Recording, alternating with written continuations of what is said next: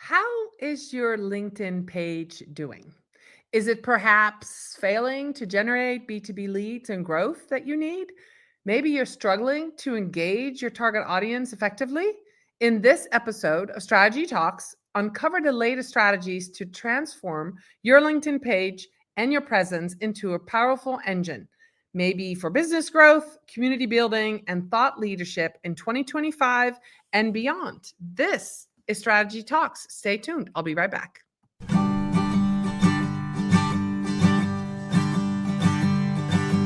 Let's strategize together.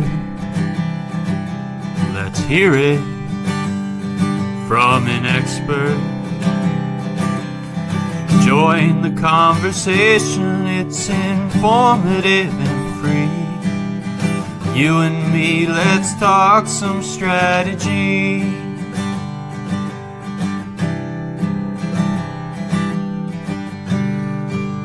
Here's your host, Morin-van.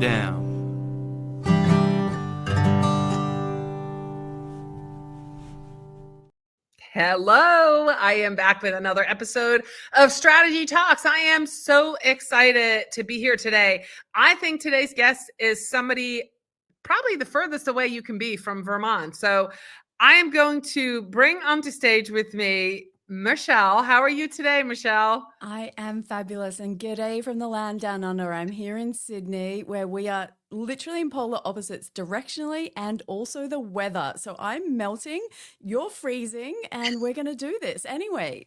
I know. LinkedIn page strategies. What can go wrong, right?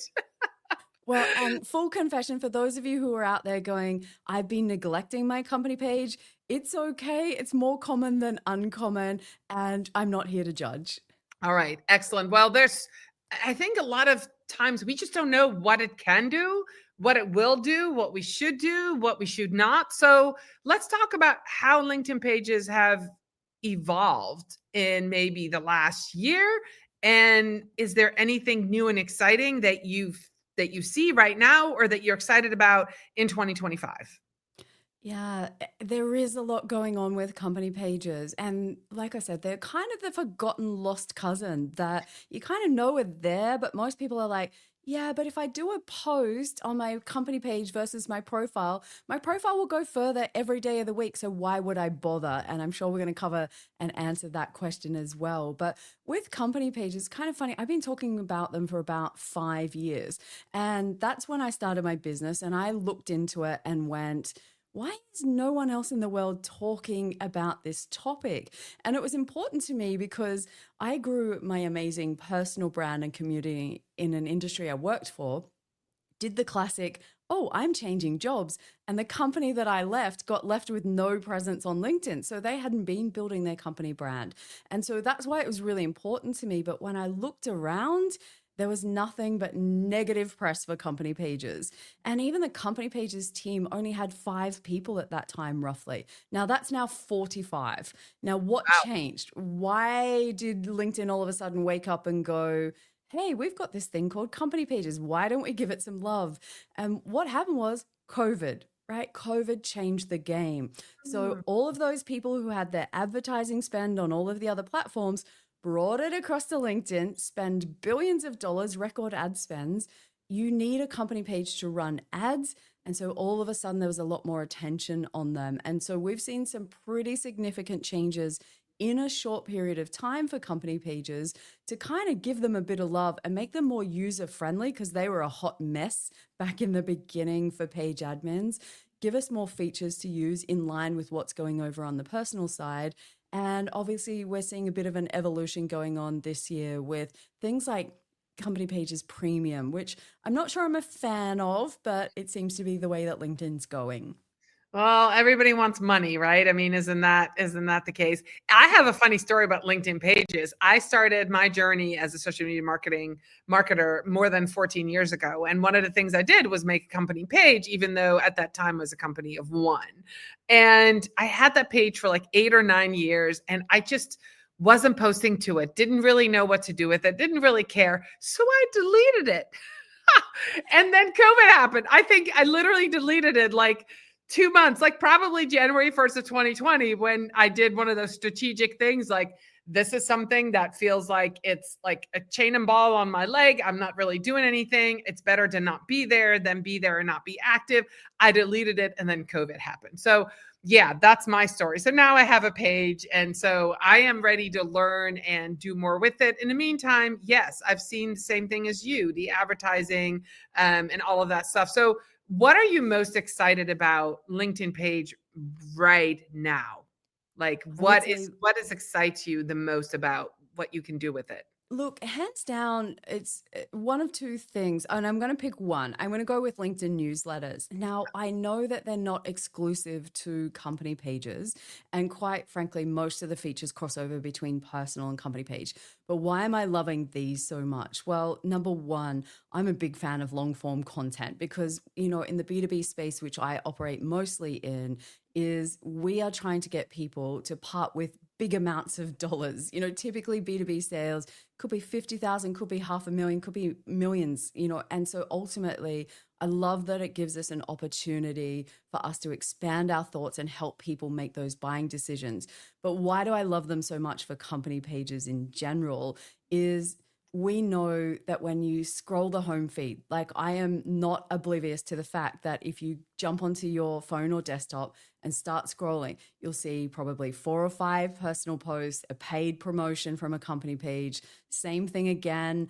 And then way down the bottom, you might see one organic company page. And so that's not going to change. That's just getting harder and harder for page admins to show up in the home feed. So newsletters for me and building up those subscribers so that when we send one out, it's going to all of those subscribers and we're not fighting in the feed. I think it really has to be a part of most company pages. Now, that's not to say company pages are the right thing for everybody out there.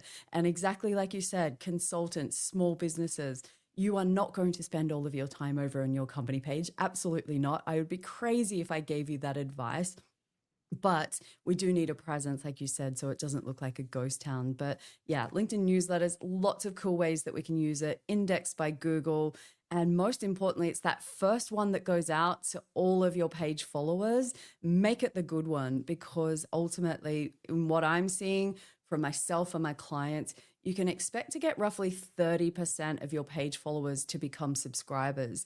So if you think about that, that's a pretty good engagement rate, you know, down the track when you're posting them. So yeah, that's why I'm a huge fan of them, especially for pages. I love that. And I have seen the same. I've recommended it. Some of my clients are repurposing their company blog articles as newsletters or to send them out.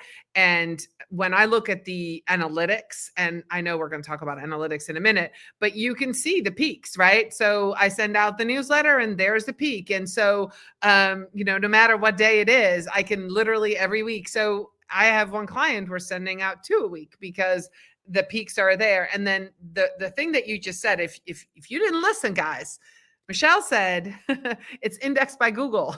I think that's really important because when you Google somebody else or you Google yourself incognito, LinkedIn ranks very high, probably above Instagram, your TikTok account, your Facebook. At least the last time I looked, LinkedIn ranked higher than all of that. And so those articles, I have a client whose LinkedIn articles, which are the same as on their website, the LinkedIn articles rank higher because we've repurposed that content. So I love that you brought that up because I think that is definitely something that I see as well. So, and I'm not necessarily a lot in the B2B space, but I'm seeing that as well. So let's talk about the elephant in the room and AI and LinkedIn pages. You knew I was going to ask you about that.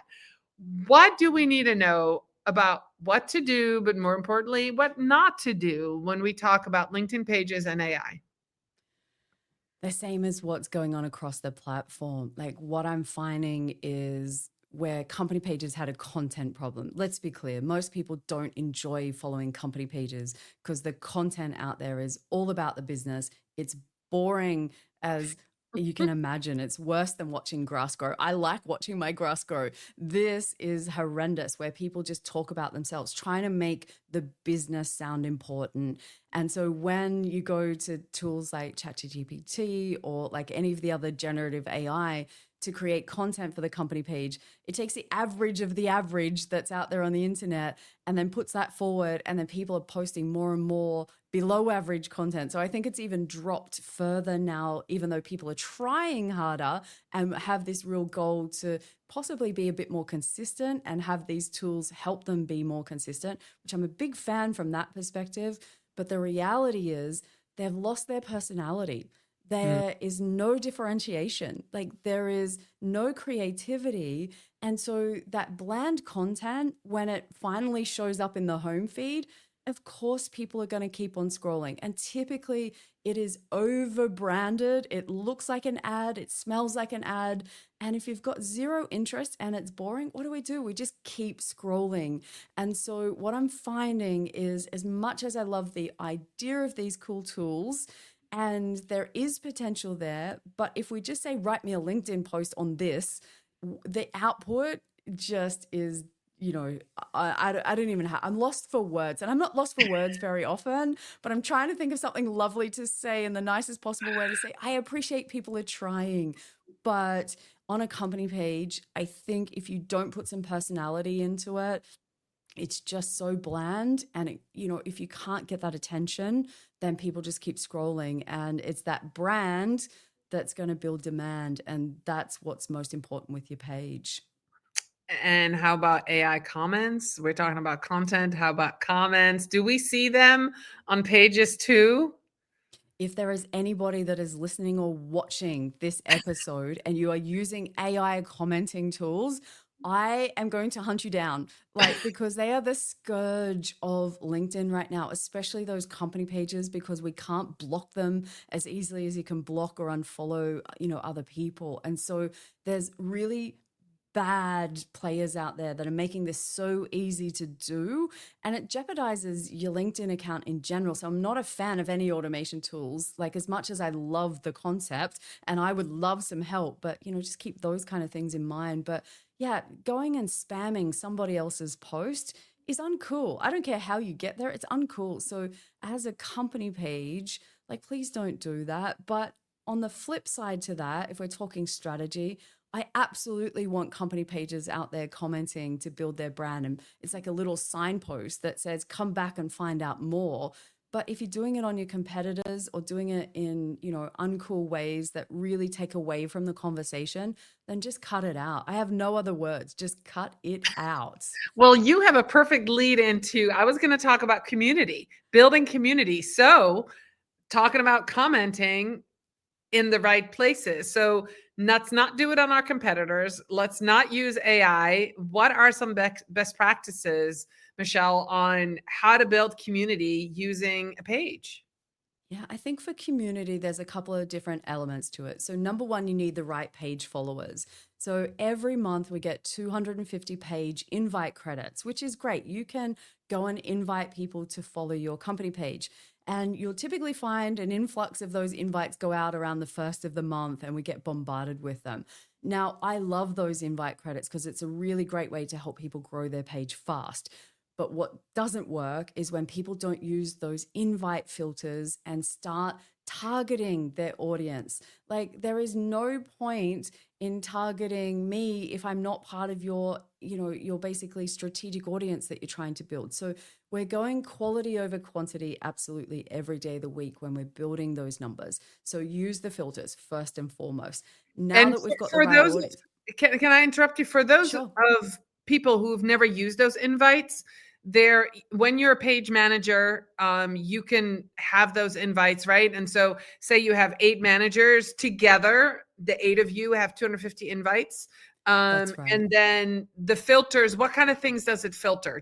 I'm sorry I interrupted you, but no, don't there's be. lots of people who don't know about this feature. And I think it's a shame because I do use it for my clients, and I get the other administrators involved in doing that and using the filters. Can you explain that a little bit more, how that works? Yeah, absolutely. So first thing I'm going to explain is how you can find them, because one of the recent update changes to the page admin layout moved it around, and where it was once prominent in the top right-hand corner and always in your face and reminding you, now it's in the left-hand menu pretty much all the way down the bottom. So it'll say invites to follow. it will give you 250 every month. For every person that accepts it, then you get a credit back again. So this is why being targeted also has another advantage. And you're right, it's shared between the page admins. So they're the ones that can invite their first degree connections. Now, when we go in there, we'll give you a list. This is the world's most clunkiest process that I have tried my hardest with the Pages team to ask them to improve the layout of this feature because it's horrendous. It's a one-by-one kind of process that we're doing here. So you can do it by industry. You can do it by location. And I love that you could do it on a level like I could do Australia, I could do my state that I live in, I could do my local towns. So you have a lot of flexibility for those businesses that might be more, concentrated in different geographies. So that's a cool way to do it. You also have ones like for industries. So for instance, you can target a particular industry. It might be the legal industry that your business focuses on. Cool bananas, you can go and find all of your first degree connections that are in that industry. So use those filters. It's also got things like education, so different schools that people might have been to. I don't find that one as useful. I wish we could do job titles, but I can only imagine what that would be like for every CEO, every chief of or director of in the world would just be getting bombarded all the time. So from their perspective, I can see why we can't do that. But ultimately, from that perspective, use them wisely, because when you build a strategic community, and then the second piece to that is create content that community will find valuable. And what do I define as valuable? Because it's a pretty generic term. Something that helps them move towards their goals in their business on their side. So everyone that you're targeting on the other side has things that give them headaches every day. They have KPIs that help them earn more money, typically, bonuses, achievements, promotions. Think about what can you do that will help them get closer to their goals, help them make confident buying decisions. This is the goal of your company page content. It is not about talking about the business like we're so amazing. Like, yes, we know, it's just a given. Your business is amazing. Just like your competitors say they're amazing. That's not helpful. That's not helping you build a community where people go, I know when I see that content, I feel seen. I can see why they're different, and I can see how they help me get towards what I want. And that may not be something they need today, but we're planting that seed ready for when they're ready. And so when they are, who do they think of? Your business, because you've had that company page ticking over. That's awesome. And now that we're talking about content, I would love to know your take and your advice on video. On LinkedIn pages, right? We know, and if you've been living on the rock, maybe you don't know, but LinkedIn's really put in a lot of effort, money, and new features on video. In 2024, they introduced a video feed for mobile. Now the video feed is visible on your profile on desktop. And so what's happening with video on pages? I'm really not as well versed to what's happening there. So I would love for you to fill us in. What can we do with video? Yeah, look, right now, as much as LinkedIn say that they're kind of pushing it from across the board, from what I've seen, when I go into the suggested feed with the videos, and that we're talking short form, vertical formats for people who may not have seen it, but yes, they put so much money into it. If you go in there, you tend to see it from LinkedIn's news partners like Bloomberg or CNN or big brands like that. And that's like part of another strategy that they've got going on. I don't see it too often from just individual company pages from not huge brands. But I have to confess, I don't spend a lot of time in that feed. It's not for me. I know that there's big opportunities. I've seen your posts where you're getting millions of impressions, and I love that. But for me personally, I just don't enjoy that format of content here on LinkedIn, and so what I would say when it comes to company pages, what's my opinion? I've always judged LinkedIn company pages by where LinkedIn's spending money. Now, where are they investing, or where are they going to make money? And when I look at it, they release new ad types, and those new ad types typically, and all the conversations that they're talking about, tend to talk about vertical formats. They want people to eventually pay ads. So you can't see ads in that feed right now, but you can be sure as heck that they're coming. Like, no doubt. Right, Yeah. so right now we don't see them, but absolutely, that's like a whole new income stream for them. So I've noticed that. And also, whilst it's not in that video feed, they're pushing new ad types for LinkedIn Live. So that's the other reason why I'm a big fan of LinkedIn Lives. I've loved them. I'm like you, I've been doing them pretty much for the last 5 years. I think they're an amazing community building tool. But why do I think that LinkedIn will continue to push them for pages? Well, it's this simple.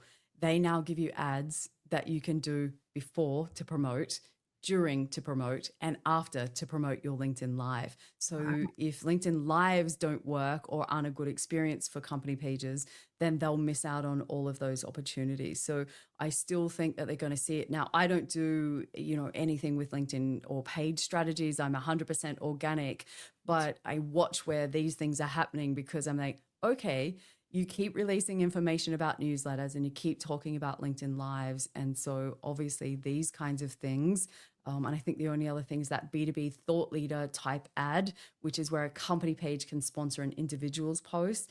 And I think when you can do those kind of things for short form video, we'll see that just keep blowing up. LinkedIn's done their research. The platform's 65% Gen Z. They love that kind of format of content. So it's not going away, but who knows? Pinned comments was a great feature and it disappeared. Wow, for Rest in sure. peace. So I agree with you on the LinkedIn Live, and I was looking for a feature, and somebody told me that somebody actually in Australia already has it, but it's the going live on LinkedIn without a third party app. I'm hoping they're going to push that. I hope it's coming. There are times, and I know I use StreamYard, so I can go on my phone on StreamYard. It's just clunky. And then I'm in a browser instead of, in the tool. So I would love to see that. I think LinkedIn Live really is truly amazing. But let's go to, we don't have that much time left, believe it or not. I think you and I could talk for hours, but let's talk about data. What if somebody has a LinkedIn page, they are working on a growth strategy, they're building community, they're willing to do video, maybe lives, put out a newsletter. What kind of data should they be looking for? What kind of analytics do LinkedIn pages offer? And what kind of growth should a B2B company expect when they start putting some effort and money, perhaps, behind their LinkedIn page? I'll go with effort first because, Okay. as I said, I focus on organic. So, and I think most of the audience will be focused on that as well. So, what do I look at? And full confession, 2 hands up in the air for those that are listening. I am not a huge analytics fan. I have never been. But there are some things that I do pay attention to. So, number one, I want to make sure I'm building the right community. So, when I'm going into analytics, which there's some really cool analytics on company pages, probably one of the things that they do really well, there's still room for improvement, but you've got a lot of insights, is I want to make sure the demographics are right. And you can see things like, by leadership levels, by company sizes, by industry. These are the kinds of things that I want to make sure, is my target audience part of my page followers? Am I attracting the right audience that I want to work with? So, and if the answer to that is yes, then your content's going to resonate better, which means you'll get better results. So everyone wants to look at things like impressions and follower growth. They're pretty stock standard company page admin KPIs that everybody's measured on. And so if I'm looking at those, we'll just park those for a minute because they're pretty much a given. But I'd also look at the engagement rate. And I was asked the other day, what do I think is an engagement rate that people should be looking for on a company page? Now, I would expect for someone that's putting a bit of effort into them, you're probably going to be sitting between 10 and 15%. Right? If you're not, it's going to be sub 2%, and so we do have to put more effort in. We do have to make sure that we're doing things strategically and creatively and differentiate ourselves, like I was saying before. And ultimately, when I'm looking at that, I tend to find that the numbers take care of themselves. And if you're sending out those invite credits, I think, and I haven't done the numbers for a little while, but typically it was 250 go out. You'll probably grow your page by around 80 to 100, right? So not everybody's accepting them. Not everybody is going to become a follower. But one of the cool things it can do with company pages is you can have a competitor analytics. So you can name up to 9 other competitors and have a look and see how many times they're posting or what are the types of follower growth that they've got. So when I look at similar businesses to mine and friends of mine who are running those businesses and we have conversations, we're all sitting in around those numbers, and I know that they're sending them out reasonably consistently. So you might be thinking, oh God, that's not really a lot, but realistically, I'm not asking company pages to end up with like these huge numbers of page followers. I think most pages are probably going to be landing between 2,000 and 4,000. That's probably like a sweet spot. I think a little less than that, it's not enough to have a reasonable impact, but you're not trying to end up with hundreds of thousands of page followers for most businesses, and I get that we could have people from global organizations and big well-known brands that build their brands so much off LinkedIn that some of that just reflects, across on the platform. So for me, definitely looking at demographics and engagement rate are the two that and keep an eye on your competitors. I do it purely and simply because I realize sometimes I get busy and I forget to look after and nurture my company page. And so sometimes that's the kick up the butt that I'm like, oh my God, I only posted that many times. What system's broken down? And so I need to, get back into that. And, repurposing is your friend for your company page. I love that. I love that. So that actually is a great kind of ask for me as the last question, right? So I've seen this push. We're in the beginning of 2025. I've seen this push for people, especially B2B companies saying, and I agree. I have a client who's in the B2B space where the founder of the company is doing short form video, is putting thought leadership posts out there, and some of those can be repurposed on the business page. Is that a strategy that you see that works? Are there any other strategies that you can think of that would be helpful? You just said repurposing, you said inviting people, building community, engaging. Is that a strategy that works? And is there anything else that we might have missed that you would like to put out there for people to think about? Yeah, I think if you reframe your company page as the greatest hits library, instead of trying to use it as something that's going to show up in the feed and deliver results that way, basically, I want you to think, how can I have the best of the best content that I've created? And that can be personally yourself or any of the employees. I'm about to, create a talk on page advocacy. So we often talk about, let's go get the employees active to talk about the brand. And that's great. But have you ever tried to actually get teams active on LinkedIn? I love that people think it's just like flip this switch. Even if they do training, they're petrified of LinkedIn. 9 out of 10 people don't want to be out the front of a brand and active. So the cool part about company pages is quite a lot of those people will be happy if it goes out under the company brand and not their own name. And so it can often be a great place to start. But I say create it as a greatest hits library so that if someone lands there as a destination, like you said earlier, we can discover and do our research on Google or other platforms like that. And then what's happening is you've got your website shows up first. We piggyback off LinkedIn's reputation and our company page will probably show up second. And then if they come across that way, just making sure that they find really useful and valuable stuff. And probably useful is more important because then people can take actions. Right. Actionable type content is what works. People are looking for those insider tips that you as an organization have access to so many more subject matter experts that are living and breathing this. And for those of you who are consultants or small business owners that are wondering, should I be doing this? Absolutely, because you can take the content that you created personally and post it over on your company page, a little bit later on.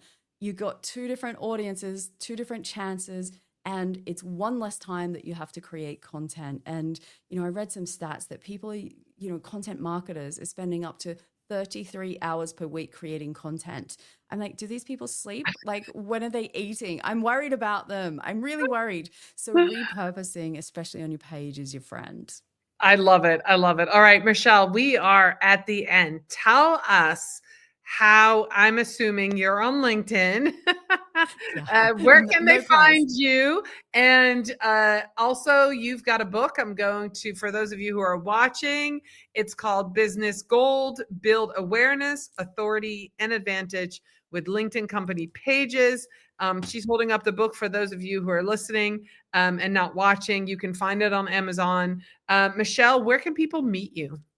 Well, that's the exciting part. I can actually say I'm going to be hitting the road very soon and heading overseas to speak at some conferences. So I am hoping I'll actually get to meet some of your listeners and watchers face to face. Now, where will I be? I'm going to Uplift Live in the UK at the end of March. So that's the first stop. So shout out to anyone that's in that part of the world.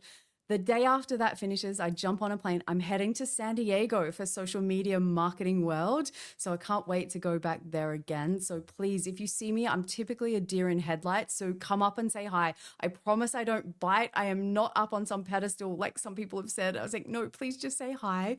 And then after I get home from that, so that's one loop of the world for company pages. That's how much I love them. I'm going to Denmark 6 weeks later to speak at the Linked Summit. And so that's a wonderful, it's a wonderful conference. And, especially if you speak Danish, which I do not, but shout out to Richard Vanderblom and Jasmine Alich will be there as well. So excited to get back there and share. But that's how important company pages are to businesses out there. It is your tool for building your business brand on LinkedIn, which is equally as important as building those personal brands out there. So it just works differently. If I could leave one piece of advice as we wrap up, don't compare apples and oranges. They're different. They work different and they're intended to work differently. So no point in comparing the two and going, it's a waste of time putting effort into your company page when you can do so much over here. So what happens if your business grows in the future? You employ people, you want to sell that business, and it's all under your personal brand. It becomes much more difficult. So, just think maybe not now, but maybe in the future things will change. And so it's worth just having things tick over just in case. I love it. And I should have had that advice in 2020 and just kept it just in case, but I'm rebuilding. We're all good. Thank you so much, Michelle, for being with us today on Strategy Talks. I'm sad that this year I won't be in San Diego because otherwise we could have met up in real life. But another year, another opportunity. But you will have a blast. I've been there many times, and it's an amazing conference. And I did speak in the UK last year. You'll love the UK, and yes, absolutely. I absolutely love that you're going to that conference in Denmark too. It's on my list of things that maybe one day I'll be able to go. I'm from the Netherlands, so it's close to Denmark, not quite there. But one of these days I'll be able to make it there as well. Thank you so much for being with us today. Thank you so much to all of you who stayed to the end to watch and to listen. Shout out to my podcast listeners. I'll be back next week with another episode of Strategy Talks. Thank you so much, Michelle, once again, and I'll see you later. Bye, everybody. Cheers.